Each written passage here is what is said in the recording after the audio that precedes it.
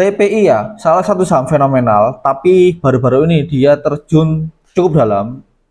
Sampai kapan kak ini? Ya kita akan analisakan berikut ini.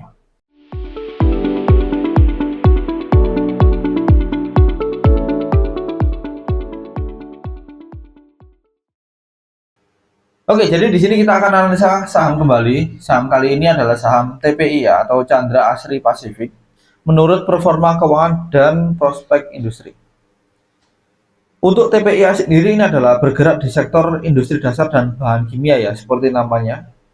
Lalu produk dan jasa utamanya adalah olefin, itu nama lainnya adalah etilena dan propilena, serta produksi poliolefin dan monofor stirena ya. Untuk fakta menariknya pada tahun 2022 perusahaan mengalami kerugian bersih sebesar 2,35 triliun yang cukup banyak sekali dan berbanding terbalik menjadi keuntungan 2,17 triliun pada tahun 2021. Artinya 2021 sudah untung, di 2022 dia minus 2,3. Kinerja keuangan untuk 2021 pendapatan sekitar 35 dan laba bersihnya sekitar 2,17. Sedangkan di 2022 ini naik dan laba bersihnya rugi bersihnya juga mengalami kenaikan. Untuk rasio keuangan di angka minus 972, PBV-nya adalah 18,33 serta ROE-nya adalah 0,7%. Saya nggak yakin ini ya, karena PER dan ROE-nya cukup mengkhawatirkan. Ini fundamental.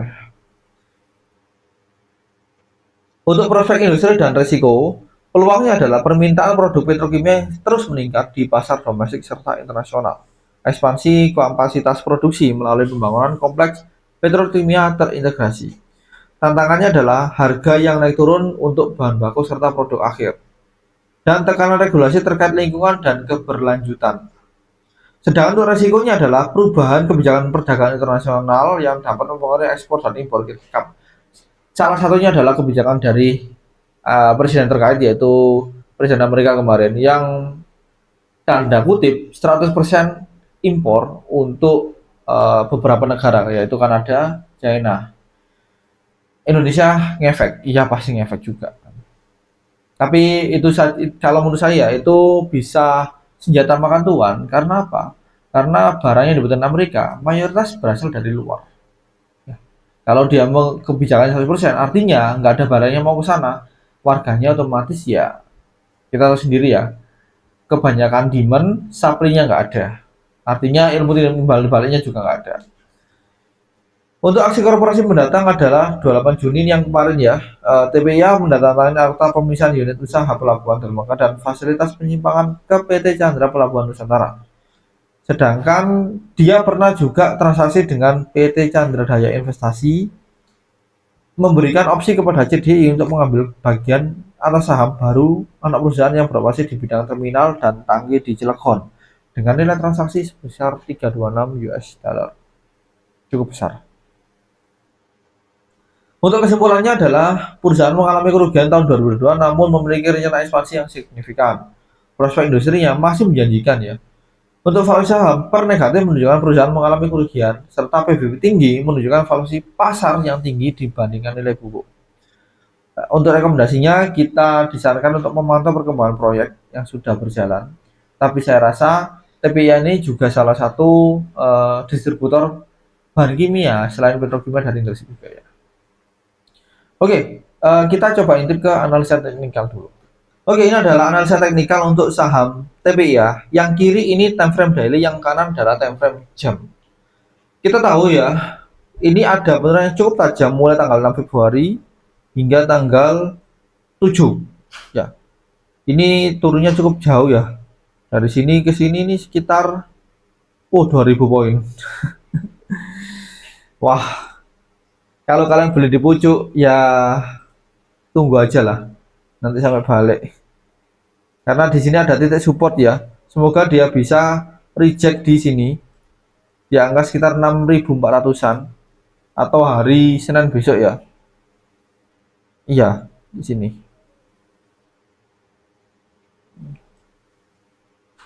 Oke, tapi ini sudah ada akumulasi bandar masuk ya, sekitar 3,866. Kita tunggu saja nanti. Ya. Ini juga ada gap yang perlu ditutup Ya, perlu ditutup walaupun nggak sampai sini, setidaknya di angka 8.000 ini perlu ditutup ya. Karena dari story candle ini untuk TPI ya itu mayoritas dia rata-rata menutup gap ya. Nah, seperti ini contohnya.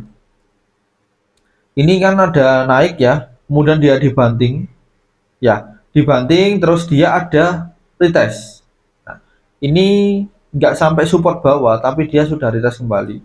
Kalau kita lihat volumenya atau bandar volumenya pada saat diakumulasi tanggal 15 Januari hingga tanggal 18 Januari ini malah distribusi semua ya.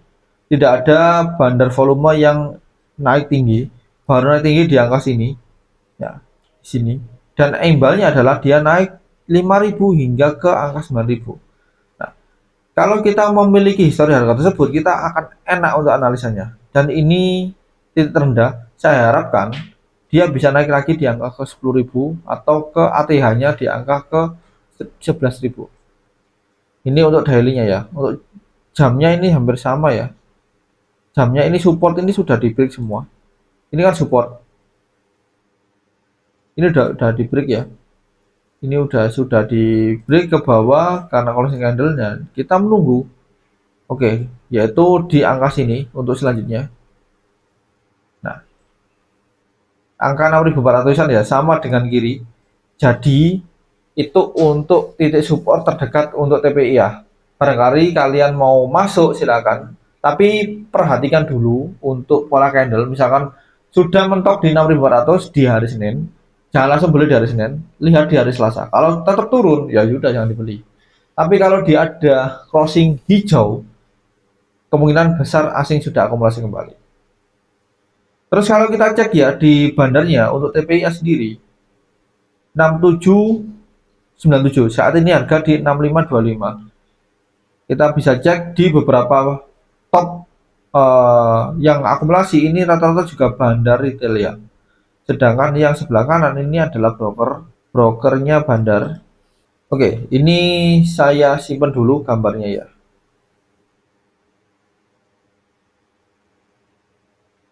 Yaitu di saham TPI ya. Oke, sebagai informasi kalian, kalian bisa join gratis ke grup kita ya. Namanya adalah cuan dari saham ini ya. Kalian bisa join gratis di sini. Ya, linknya ada di deskripsi di bawah. Di sini saya juga share stock pick untuk BJSP dan BPJS setiap harinya. Ya, ini kemarin kita ada sell cuan ya. Ini di angka 125, kita buy di angka 119. Ini salah satu isi daripada grupnya yang biasa saya posting di tiap hari. Oke, itu saja tentang analisa saham. Sekali lagi disclaimer teman-teman, bukan ajakan membeli atau menjual suatu saham tertentu.